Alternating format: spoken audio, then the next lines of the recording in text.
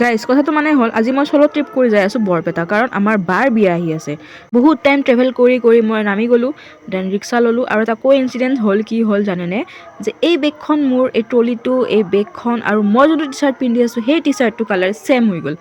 কি কওঁ মানে মিলি গ'ল আৰু পাৰ্পল ঘৰ আহিয়ে মই লগ পালোঁ আইতা কিন্তু আইতাই যে মই গুৰুত্ব দিয়া নাই হাই দিয়া হা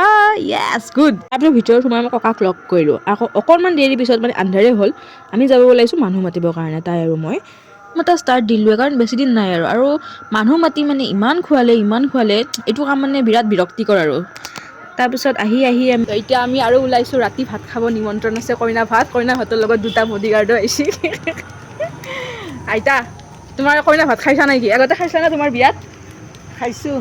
এইবাৰ আৰু খালা আৰু খালোঁ বঢ়িয়া এই 2 দিন হ'লে এয়া আমি মামাৰ ঘৰ আহি পাই গ'লোঁ ভাতখিনি খালোঁ ঠিক আছে আজিলৈ আহিছোঁ বাই আৰু বিয়াৰ ভ্লগবোৰ আহিব চাই থাকিব দেই।